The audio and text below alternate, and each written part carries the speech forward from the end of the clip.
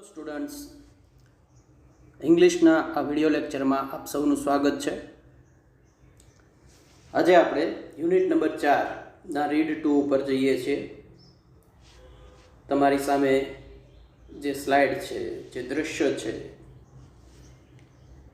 એ દૃશ્યમાં જે બાબત દર્શાવવામાં આવી છે, ટાઇટલ આપ્યું છે બ્લાઇન્ડ ડેફ ફિશ. બરાબર, આંધળી બહેરી માછલી. ઓકે, જે પોએટ આના છે શ્રી આનંદ આચાર્ય. એ પોએટે આપણી સામે ખૂબ જ સરસ મજાની નાની એવી કવિતા રજૂ કરી છે. પરંતુ આ નાની એવી કવિતામાં કવિ જે કહેવા માંગે છે એ બહુ જ ગૂઢ છે. ખૂબ જ વાસ્તવિકતા જે છે એ આપણી સામે રજૂ કરી છે. આનંદ આચાર્ય સામાન્ય રીતના આવી રીતના ફિલોસોફીની બાબત રજૂ કરવામાં પ્રખ્યાત છે. ઘણા બધા ક્ષેત્રમાં એણે લખ્યું છે. હાઈલી એજ્યુકેટેડ પોએટ છે અને એના દ્વારા એને જે હ્યુમન બિંગ્સ જે છે એની જે જીવનશૈલી છે એ બાબતને લઈને આ રચના કરી છે. બરાબર, જે કાંઈ વર્ડ્સ આવે છે પોયમની અંદર, એ વર્ડ્સના મતલબ કંઈક અલગ જ છે. જે આપણી સામે જે રીતના કવિતા રજૂ કરી છે એ રીતના આપણે એને જોઈશું અને ખરેખર કવિના કહેવાનો ભાવાર્થ શું છે એ બાબત પણ આપણે સમજશું. ઓકે, તો એ દરેક બાબત આપણે નાની એવી પોયમના આધારે સમજી અને એ દરેક વર્ડ્સ જે છે એને ખરેખર આપણે મહેસૂસ કરવા જોઈએ. અહીં જે આનંદ આચાર્ય દ્વારા રજૂ કરેલા શબ્દો છે એ દરેક શબ્દોનું મહત્ત્વ ખૂબ જ અનેરું છે. અને બની શકે કે આ સમયમાં જ્યારે આપણે કોરોનાની મહામારીમાંથી પસાર થઈએ છીએ ત્યારે કદાચ આ પોયમ જે છે એ આપણને વધારે સમજાઈ શકે. કારણ કે અહીંયા જે તુલના થઈ છે, કમ્પેરિઝન થઈ છે, સિમ્બોલાઇઝેશન જે થયું છે એ દરેક સિમ્બોલાઇઝેશન માનવજાત ઉપર જ છે. બ્લાઇન્ડ ડેફ ફિશ, બરાબર છે, આંધળી અને બહેરી માછલી. એટલે આંધળા લોકો હોય એની એક બાબત એ એક ક્ષતિ કહીએ આપણે કે એ કંઈ જોઈ શકતા નથી. ડેફ એટલે બહેરા, એ કંઈ સાંભળી શકતા નથી. હવે અહીં જે આ બંને વિશેષણ વપરાણા છે એ ફિશ માટે વપરાણા છે, પણ ખરેખર કવિના કહેવાનો ભાવાર્થ હ્યુમન બિંગ્સ માટે છે. બરાબર છે કે અહીંયા ફિશ છે, ફિશ નહીં પણ હ્યુમન બિંગ્સ, માનવજાત કે જે બહેરી અને આંધળી છે. શા માટે, કઈ રીતના, એ દરેક સ્ટાન્જામાં આપણી સામે એ બાબત ક્લિયર કરે છે. ઓકે, તો ચાલો પોયમના વર્ડ્સ જોઈ લઈએ, પછી પોયમ ઉપર આપણે ચર્ચા કરીએ. ઓકે, તો આપણી સામે આ પોયમમાં જે વર્ડ્સ આવવાના છે એમાંથી અમુક હાર્ડ વર્ડ્સ કંઈક આવા છે. ડાર્ક એટલે કે અંધારું. ડાર્ક એટલે કે અંધારું. કેવ એટલે કોતર. કેવ એટલે કોતર કે ગુફા. Stony bank. સ્ટોની બેંક એટલે પથ્થરવાળો કિનારો. પથ્થરવાળો કિનારો. વિવિંગ એટલે વણવું. વિવિંગ એટલે વણવું. યાન એટલે વણાટ. યાન એટલે વણાટ. રેઇનબો એટલે મેઘધનુષ્ય. રેઇનબો એટલે મેઘધનુષ્ય. હમિંગ. હમિંગ એટલે ગણગણવું.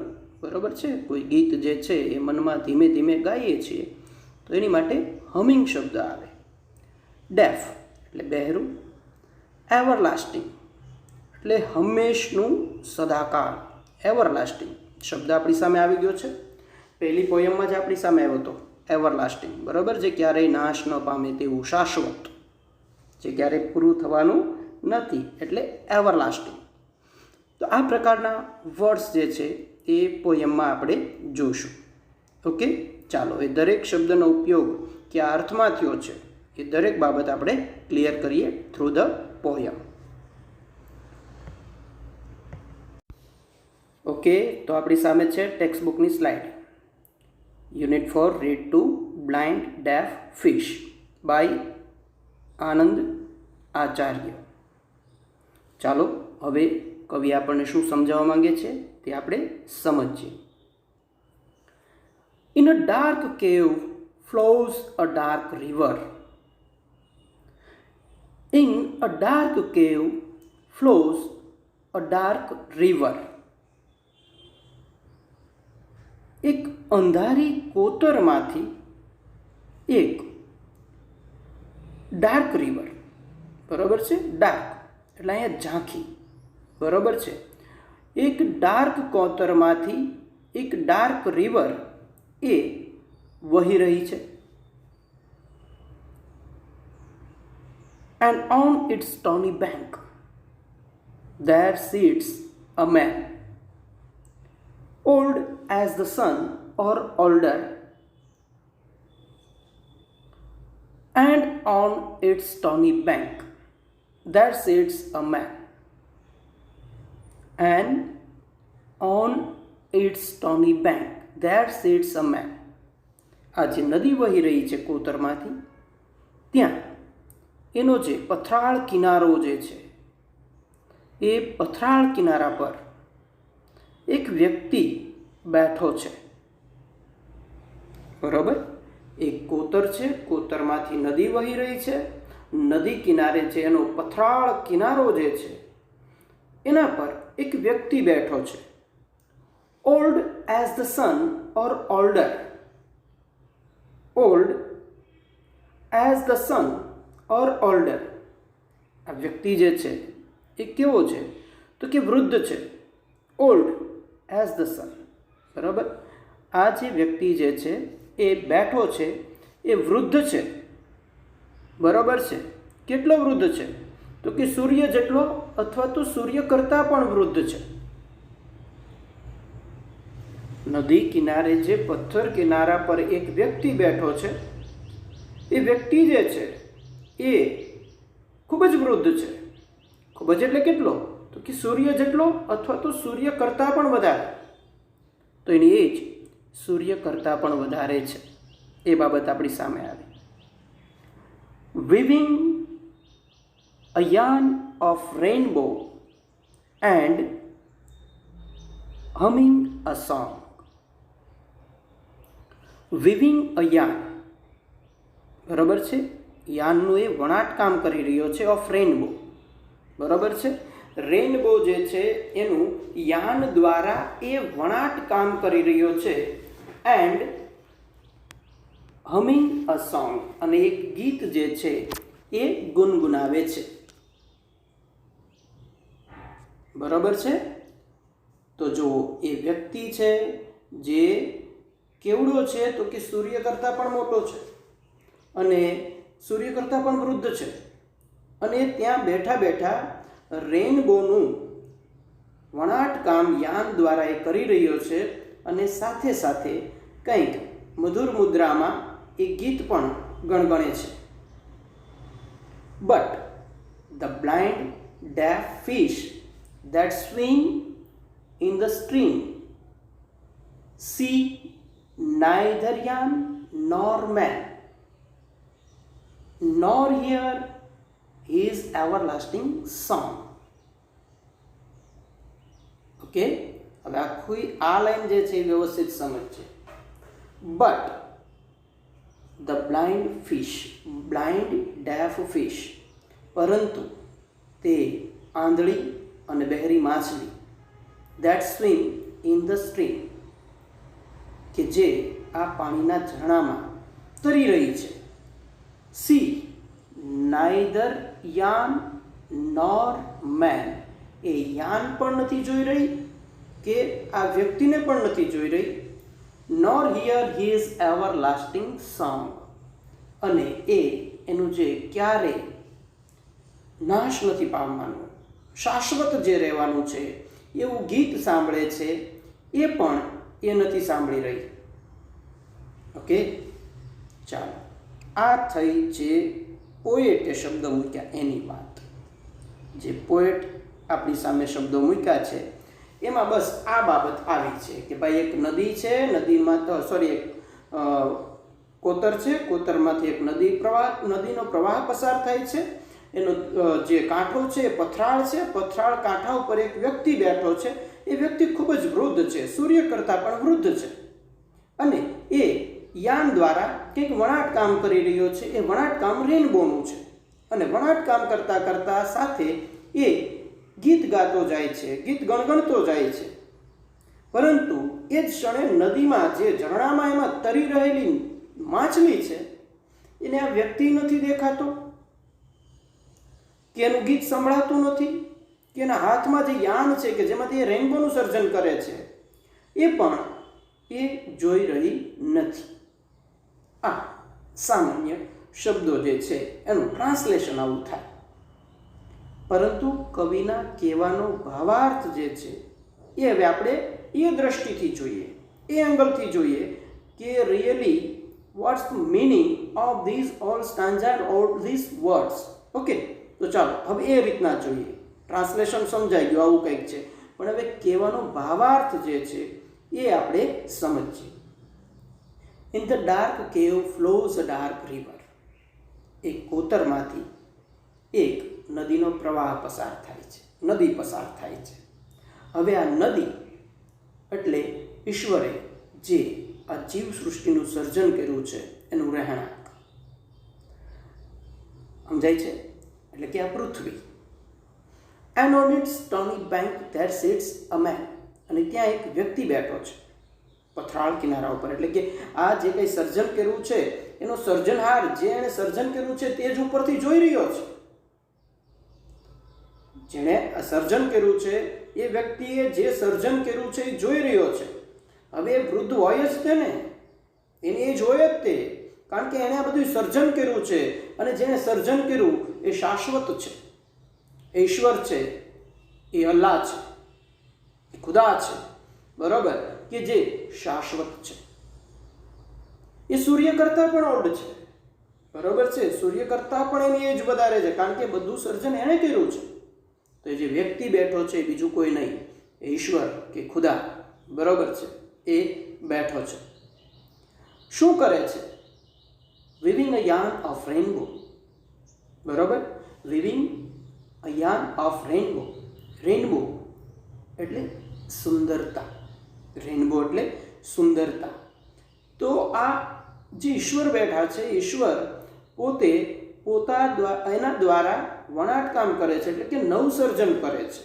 એ કંઈક સર્જન કરી રહ્યા છે, અને એ સર્જન જે છે એ ખૂબ જ સુંદર સર્જન છે.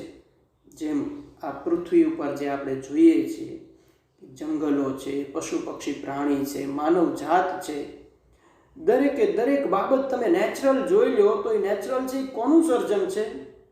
ઈશ્વરનું સર્જન છે. તો એ આ સર્જન કરી રહ્યો છે અને સાથે સાથે ગીત ગણગણતા જાય છે. હવે આ પરિસ્થિતિમાં ઈશ્વરનું કામ, ખુદાનું કામ ચાલુ છે, પરંતુ એણે જે સર્જન કરી નાખ્યું છે, but the blind deaf fish, પરંતુ આંધળી અને બહેરી માછલી, એટલે કે આ માનવ કે જે આંધળો અને બહેરો છે, આંખો છે, કાન છે, છતાં માનવ જે છે એ આંધળો અને બહેરો છે. કારણ? તો એનું કારણ એ છે કે ઈશ્વરે જે સર્જન કર્યું છે એમાં જ એ જીવે છે, પરંતુ એનું ધ્યાન ક્યારેય ઈશ્વર ઉપર નથી જતું, નથી ઈશ્વરે સર્જન કરેલું એની ઉપર જતું, કે ઈશ્વર અમુક હિટ આપે છે તો એમાંનું ધ્યાન નથી જતું. સમજાય છે? તો એ બ્લાઇન્ડ ડેફ ફિશ એટલે માનવ જાત કે એનો સર્જનહાર એની સામે બેઠો છે પણ એને બતાતો નથી, એ આંધળો છે. એ સર્જનહાર ઘણું બધું કહેવા માંગે છે પણ એ સાંભળતો નથી માનવ, કારણ કે એ બહેરો છે. ઓકે, તો મેં તમને જેમ કીધું કે આજની આ પરિસ્થિતિ છે, આ સમયમાં આપણે જીવી રહ્યા છીએ, એક વાયરસે આખી માનવ જાતિને ચૂપ કરી દીધી, શાંત કરી દીધી. જે કાંઈ એને અભિમાન હતું એ અભિમાન બધું એનું જે છે અહીંયા ઉતરી ગયું. કારણ કે સારા સારા સાયન્ટિસ્ટ હોય કે સારા સારા ફિલોસોફર હોય કે સારા સારા ધર્મગુરુઓ હોય, કોઈ આ પરિસ્થિતિમાં કાંઈ કરી શકતા નથી.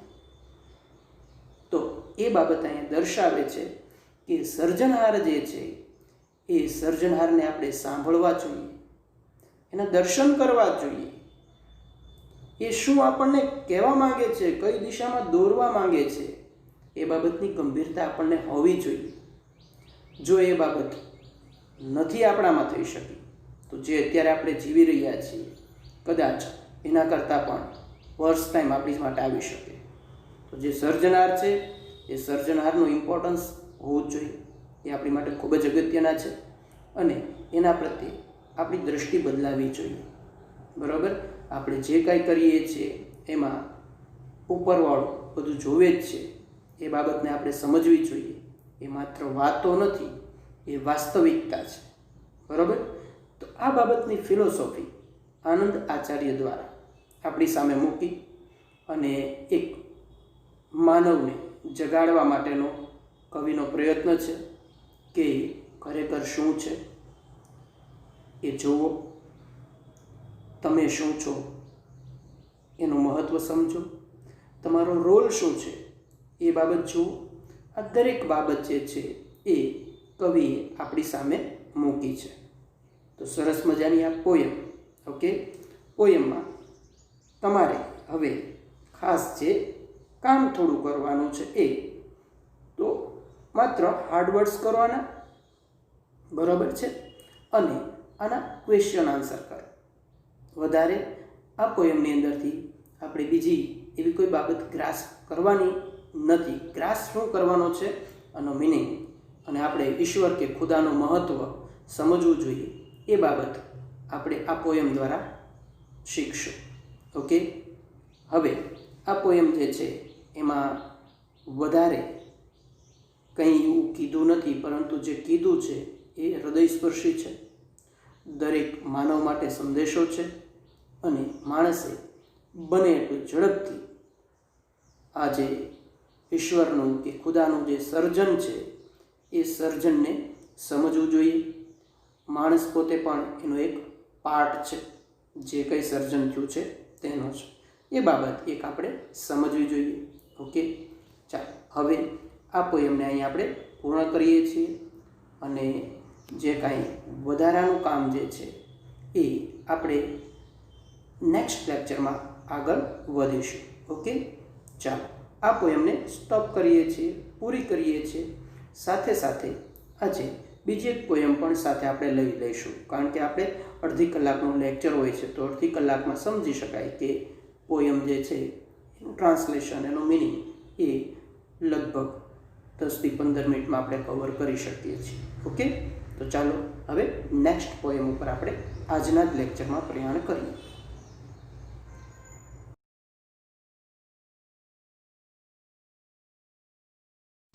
ઓકે, તો યુનિટ નંબર 5નું બીજું રીડ આપણી સામે છે. નો મેન આર ફોરેન. ખૂબ જ સરસ મજાની કવિતા જેમ્સ કિર્કપ દ્વારા લખાયેલી છે. અહીં પણ એક યુનિવર્સલ થોટ જે ભારતીય સંસ્કૃતિ હંમેશા માનતી આવી છે,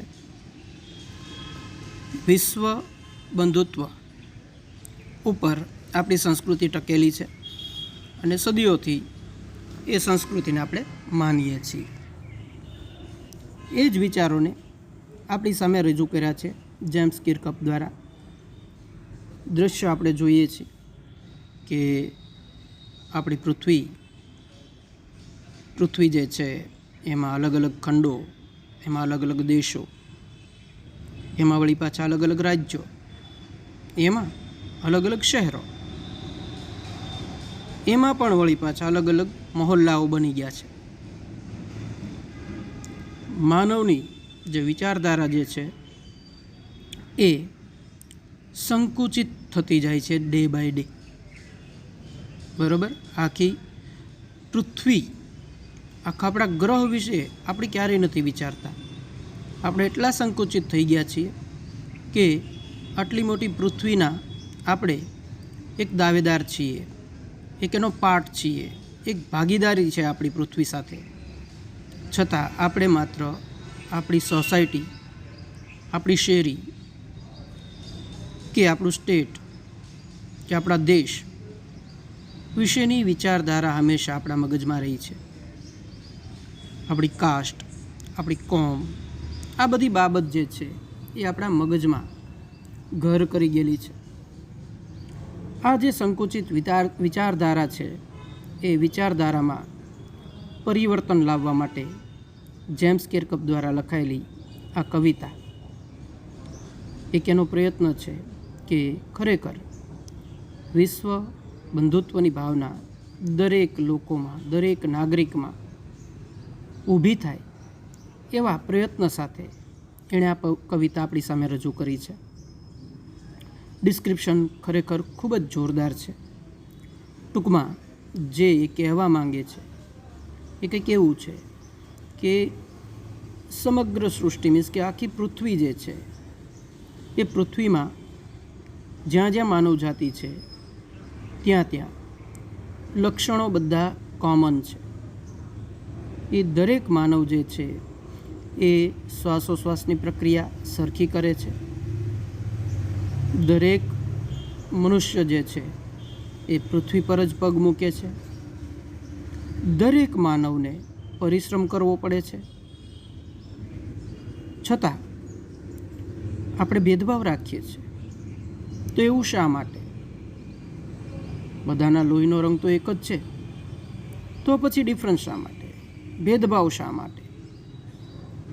આ જે કવિતાનું સર્જન થયું છે એ ઘણા બધા બંધનો,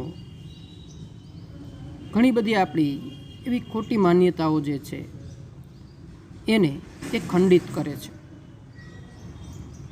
તો એના વર્ડ્સ દરેકે દરેક સ્ટાન્જાના બહુ વિશાળ અર્થમાં આપણને કંઈક સમજાવીને જાય છે.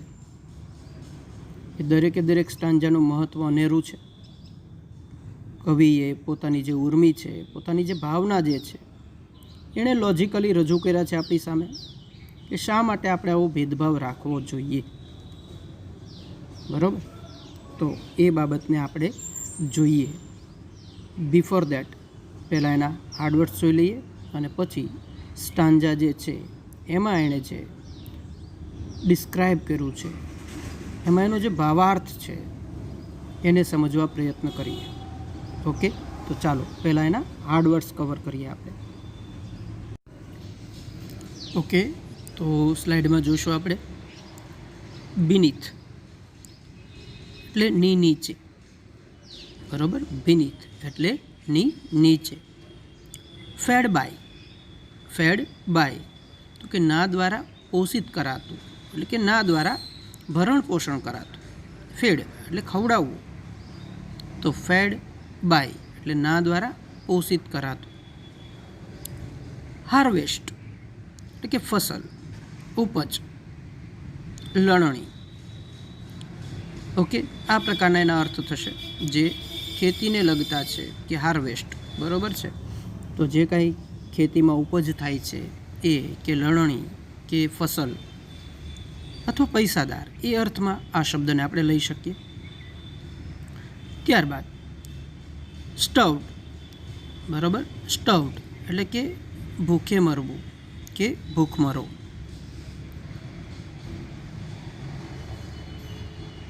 ત્યારબાદ છે આપણી સામે શબ્દ ડિસ્પજેસ એટલે કે અધિકાર છીનવી લેવો, હક લઈ લેવો ટૂંકમાં. કન્ડેમ એટલે વખોડવું, ધિક્કારવું. કન્ડેમ એટલે કે વખોડવું કે ધિક્કારવું. બિટ્રે એટલે દગો દેવો, એટલે પાછળથી ઘા કરવો, એટલે કે પીઠમાં ઘા કરવું. આઉટરેજ એટલે કે ઉલ્લંઘન કરવું, જુલમ કરવું, બળાત્કાર કરવો કે અત્યાચાર કરવો. આઉટરેજ, બરાબર, કોઈને હેરાન કરવા ટૂંકમાં.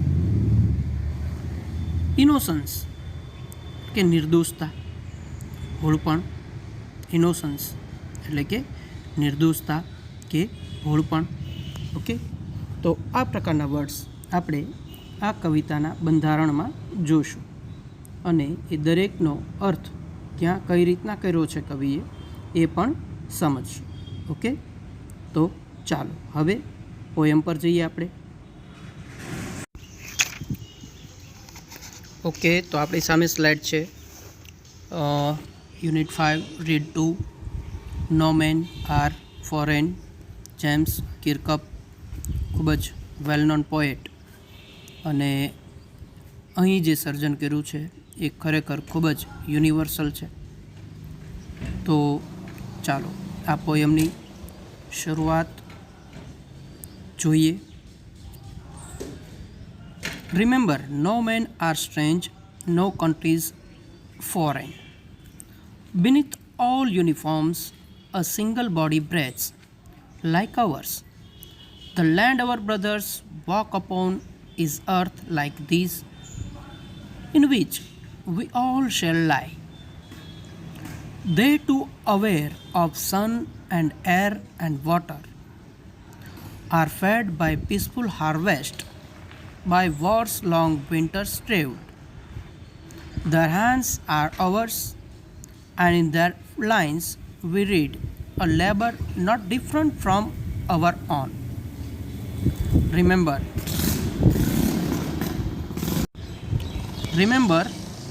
they have eyes like ours that wake or sleep, and strength that can be won by love. In every land is common life that all can recognize and understand. Let us remember, whenever we are told to hate our brothers, it is ourselves that we shall dispose. Betray, condemn. Remember, we would take arms against each other. It is the human earth that we defile. Our hells of fire and dust outrage the innocence of air that is everywhere our own. Remember, no men are foreign and no countries strange. Okay, આ પ્રકારના stanza આ પોયમમાં આપણી સામે છે. આના વિશે વિસ્તૃત ચર્ચા અને ટ્રાન્સલેશન આપણે નેક્સ્ટ લેક્ચરમાં જોઈશું. ઓકે, ચાલો આજના લેક્ચરમાં આના હાર્ડવર્ડ્સ જે આપ્યા છે એ ખાસ તૈયાર કરી નાખવા, જેથી કરી ટ્રાન્સલેશનમાં આપણને તકલીફ ના પડે. ઓકે, ચાલો, ગુડ બાય.